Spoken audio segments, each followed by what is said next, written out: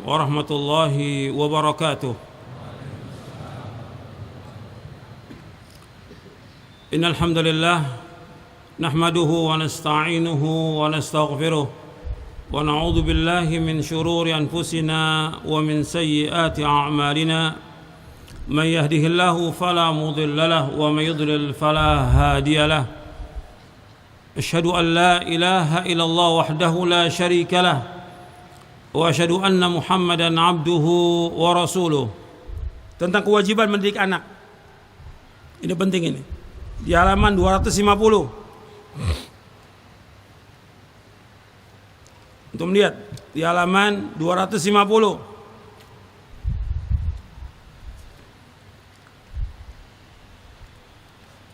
Oh, tadi saya sebutkan tentang ayat dalam surah At-Tahrim ayat 6, ya ayyuhalladzina amanu qu anfusakum wa ahlikum nara, wahai orang beriman jaga diri kamu dan keluarga kamu dari api neraka.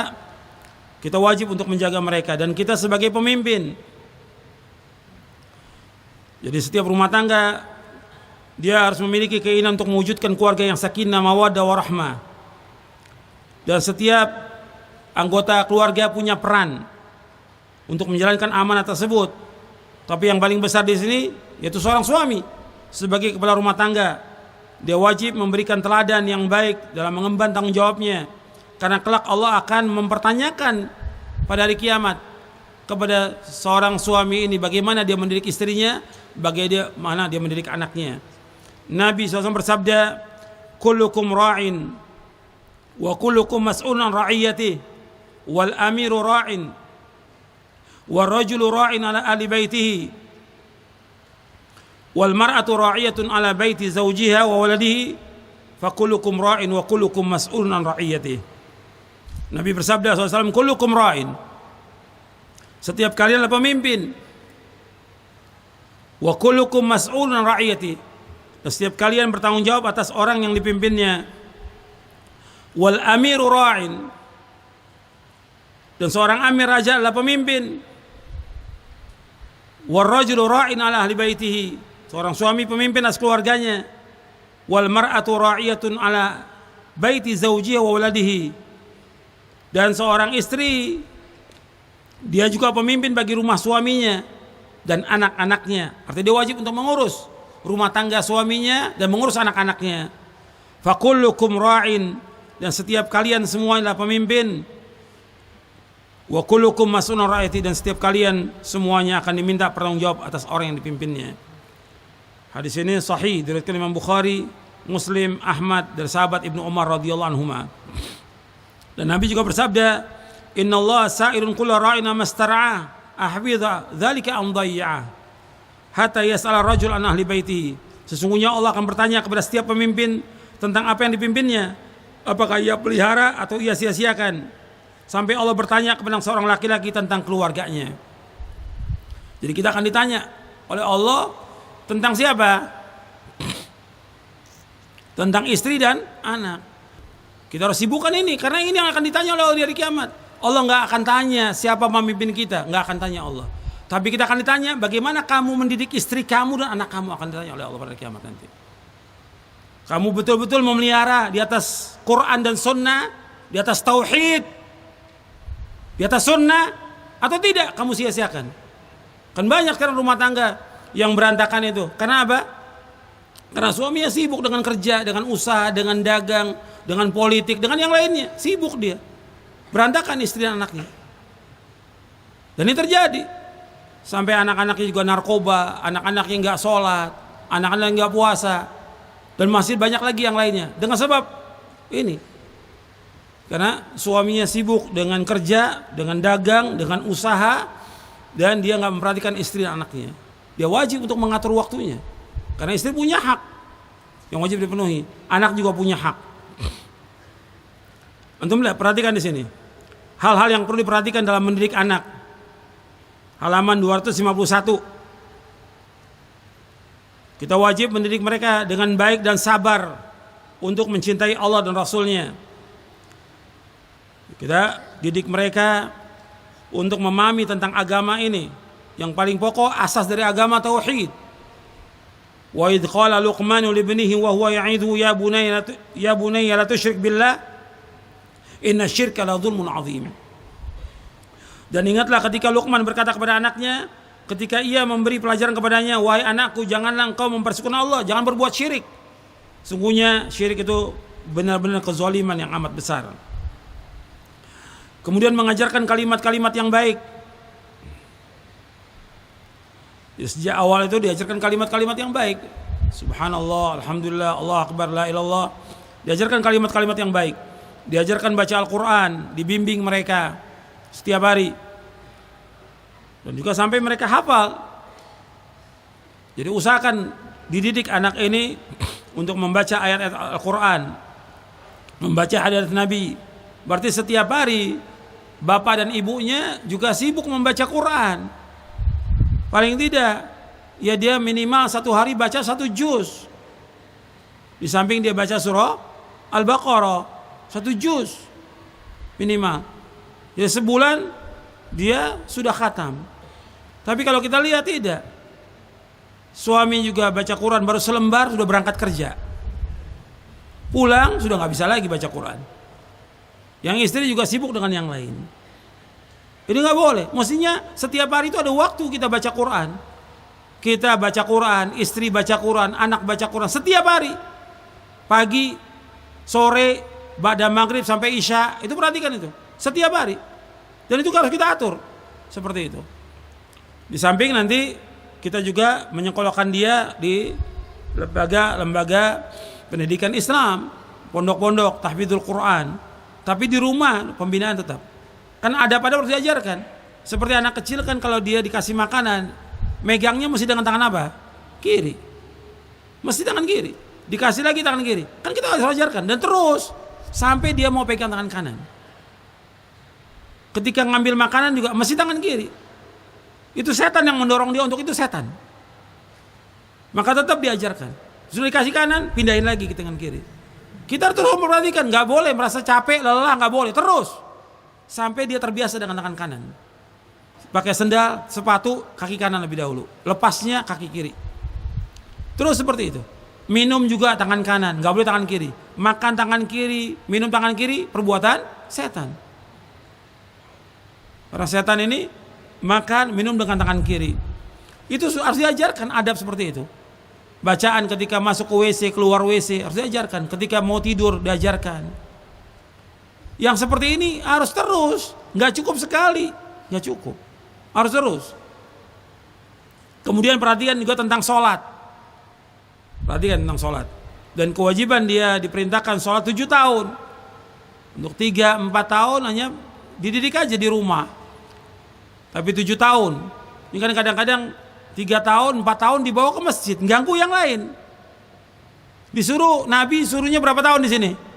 7. Muru auladakum bis salati wa hum abna'u 7 sinin wa farriq wadribuhum 'alaiha wa hum abna'u 10 wa farriqu bainahum fil madaji'. Kata Nabi, perintahkan anak kamu salat ketika umur 7 tahun. Artinya 3 tahun diajarkan enggak ada masalah, 4 tahun diajarkan enggak ada masalah. Tapi dia 7 tahun itu sudah matang, untuk mumayyiz, sudah bisa membedakan. Kemudian wadribuhum 'alaiha wa hum abna'u 10. Wadribuhum 'alaiha wa hum abna'u 10 sinin. Dan pukullah mereka ketika mereka berumur 10 tahun.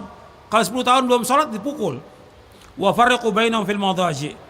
Dan pisahkan tempat mereka di tempat tidur itu antara laki dan perempuan. Pisahkan tempat tidur antara anak laki dan perempuan, pisahkan. Enggak boleh jadi satu. Anak laki, perempuan itu harus pisah tempat tidurnya. Ini hadis hasan riwayat Abu Daud, Ahmad dan yang lainnya. Kemudian juga Allah perintahkan wa'mur ahlaka bis salati wastabir 'alaiha la nas'aluka rizqan narzuqu wal aqibatu littaqwa. Untuk melihat halaman 254 surah Thaha ayat 132, perintahkan keluarga kamu salat dan sabar. Sabar. Kami enggak minta rezeki, kami akan berikan rezeki, akibat yang baik bagi yang takwa. Antum perhatikan ya.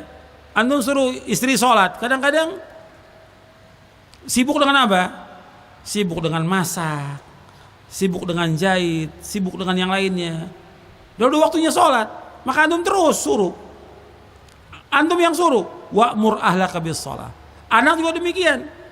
Sudah disuruh, ntar lalai dia main lagi. Harus perhatikan itu. Nggak cukup sekali, berkali-kali. Seperti antum umpamanya bangunkan anak untuk sholat subuh, sekali bangun, nggak lama kita sholat sunat, tidur lagi dia. Kita bangunkan lagi, kemudian kita minum, mau berangkat ke masjid, lihat lagi, tidur lagi dia, terus suruh. Jadi kita agak keras yang seperti itu, boleh. Supaya apa? Dia mau sholat. Mau sholat. Kalau enggak, kasihan nanti. Yang sudah kita suruh sholat aja, sesudahnya apa? Banyak yang meninggalkan sholat. Sholatnya tiang agama. Tiang agama. Maka perhatikan sholatnya. Ketika kita safar juga perhatikan anak ini, sholat apa tidak. Sekolahnya juga, pulang sekolah yang ditanya bukan makan, kamu sudah makan belum? Yang ditanya apa? Sudah sholat belum?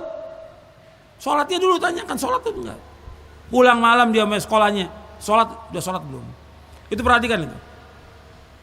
Dan dengan dia mengerjakan sholat, Allah berikan rezeki. Dengan sholat itu Allah berikan rezeki. Kami akan berikan rezeki dan akibat yang baik bagi yang bertakwa. Makanya doanya Nabi Ibrahim alaihissalam, di samping minta kepada Allah agar dijauhkan anak cucunya dari menyembah berhala, Nabi Ibrahim berdoa, Rabbi ja'alni muqimas sholati wa min dzurriyyati Rabbana wa taqabbal du'a. Dalam surah Ibrahim ayat 40. Nabi Ibrahim berdoa kepada Allah dalam surah Ibrahim surah 14 ayat 40. Rabbi ja'alni muqimas sholati wa min dzurriyyati Rabbana wa taqabbal du'a. Wahai Rabb kami, jadikanlah aku orang yang memberikan sholat, dan demikian juga anak cucuku. Ya Allah, terimalah doa kami. Kemudian antum perhatikan, sholat ini harus terus diperhatikan tentang waktunya, diperhatikan juga tentang sifat sholat nabinya diajarkan. Dan ini nggak berat. Ada buku tentang sifat wudu, sifat sholat. Antum beli, antum baca, antum ajarkan kepada istri antum, anak antum, bagaimana cara wudu yang benar, bagaimana cara sholat yang benar. Itu nggak sulit, dan itu harus diulang-ulang berkali-kali. Antum lihat bagaimana cara sholatnya dia, dan harus terus diulang-ulang. Doa-doanya juga mereka harus hafal. Mereka juga harus tahu bagaimana arti-arti dari apa bacaan yang mereka baca. Ajarkan. Sholat ini paling penting. Di samping tauhid kepada Allah, sholat diajarkan. Kemudian ini tiang agama. Makanya yang pertama kali ketika orang itu masuk Islam, pertama kali orang masuk Islam, yang Nabi ajarkan sholat. Hadisnya sahih. Pertama kali yang diajarkan sholat dulu. Ya anak kita, istri kita sholat diajarkan. Ini tiang agama. Jadi yang pertama itu waktunya, perhatikan. Yang kedua sifat wudu dan sifat sholat Nabi yang diajarkan. Yang ketiga tumaninahnya diajarkan. Karena rukunnya sholat itu tumaninah. Kalau nggak tumaninah nggak sah sholatnya. Yang keempat bagi laki-laki, dia dengan berjamaah di masjid. Arti kalau dia sudah mumayyiz,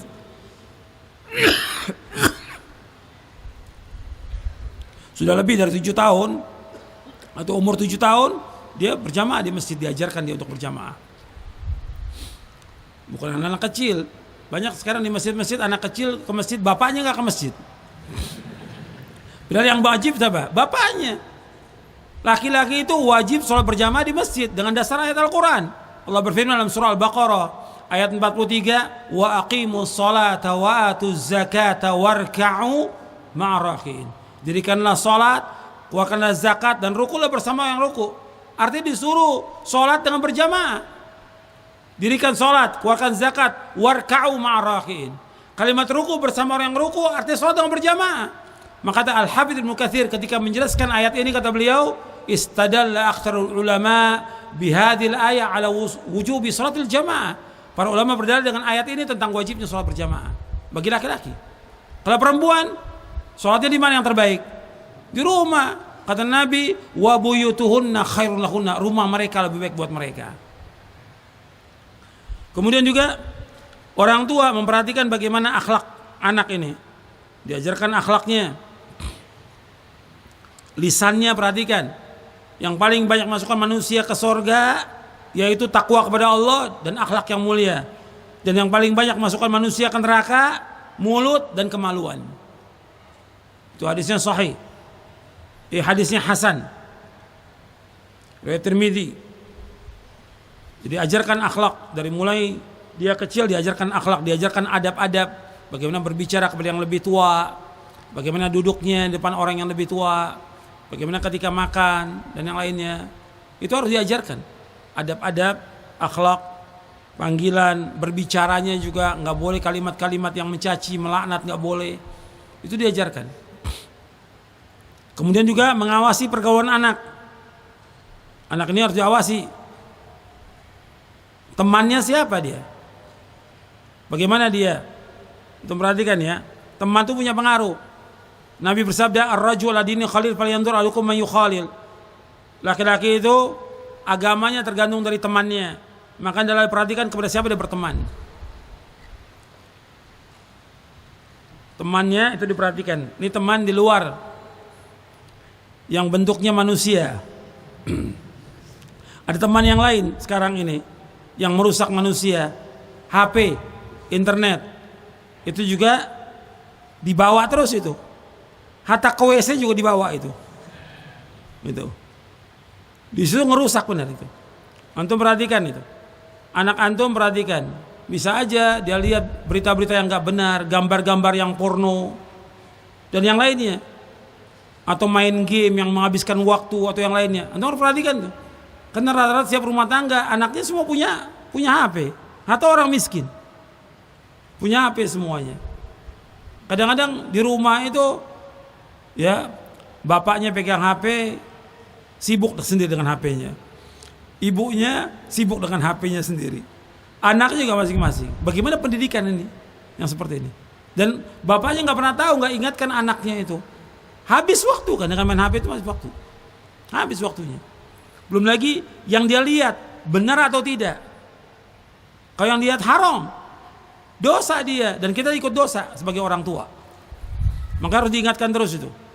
Ini perhatikan ini. Ini banyak terjadi seperti ini dan buang waktu dan banyak pelanggaran. Belum lagi syubhat yang ada di HP itu.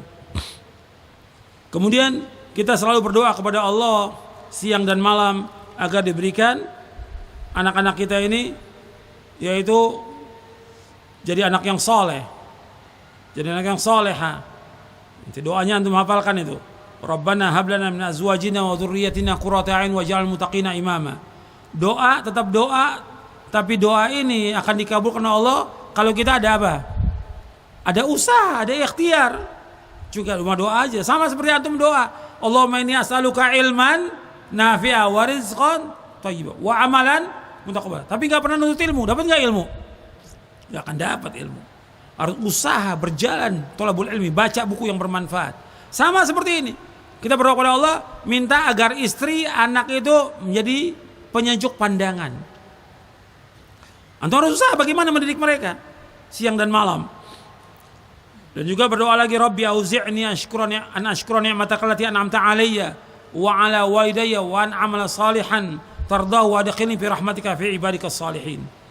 Ya Rabbku, anugerahkan aku ilham untuk tetap mensyukuri nikmat-Mu yang telah Engkau anugerahkan kepadaku dan kepada kedua orang tuaku, dan agar aku mengerjakan kebajikan yang Engkau ridhoi, dan masukkanlah aku dengan rahmat-Mu ke dalam golongan hamba-Hamba-Mu yang saleh.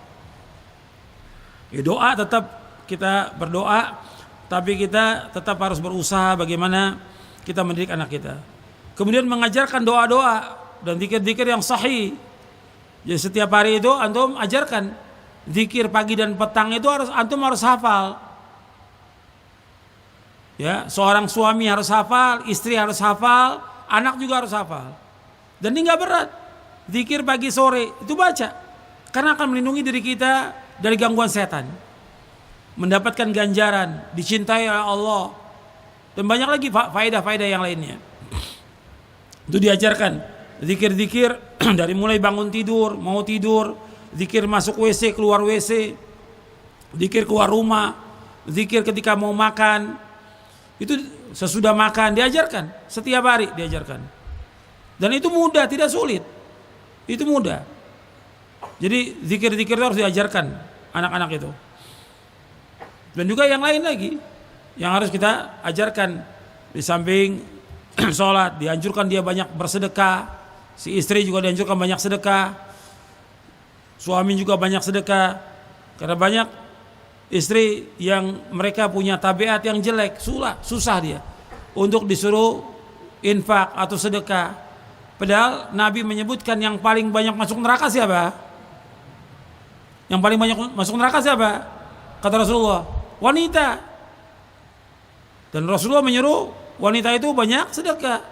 Ya ma'syaran nisa tasaddaqna fa inni ra'aitukunna aktsara lin-nar. Wahai para wanita, bersedekahlah kalian karena aku melihat kalian yang paling banyak masuk neraka. Disuruh itu untuk banyak sedekah. Makanya bisanya terbina rumah tangga yang islami. Anak-anak nih paham tentang tauhid dan sunnah. Ya pokoknya pertama kali dari suami itu sendiri. Yang kedua istrinya. Makanya seorang istri itu kewajibannya dia untuk taat kepada suaminya. Kewajiban istri untuk taat kepada suaminya. Dan seorang suami dia berusaha bagaimana mendidik istrinya di atas Islam dan sunnah. Dan ini perlu perjuangan ya. Dan harus sabar. Karena Nabi menyebutkan bahwa wanita itu diciptakan oleh Allah dari tulang yang bengkok. Kadang-kadang ada sifat-sifat atau tabiat yang susah dia diperbaiki. Susah tabiatnya. Makanya perlu sabar. Kata Nabi, wastausu bin nisa'i khairan. Nasihati wanita dengan cara yang baik. Karena wanita itu kadang-kadang sulit untuk dibinanya, sulit, maka perlu waktu. Sebab pembinaan anak itu juga harus dibantu dengan istri. Harus istri membantu. Karena baiknya anak itu juga terbentuk karena baiknya juga istrinya. Jadi suami dia harus berusaha, istrinya juga harus menjadi wanita yang salihah. Wassallallahu nabiyana Muhammadin SAW. ربنا هب لنا من أزواجنا وذريتنا قرة أعين واجعل المتقين إماما ربنا آتنا في الدنيا حسنة وفي الآخرة حسنة وقنا عذاب النار سبحانك اللهم وبحمدك أشهد أن لا إله إلا أنت أستغفرك وأتوب إليك السلام عليكم ورحمة الله وبركاته.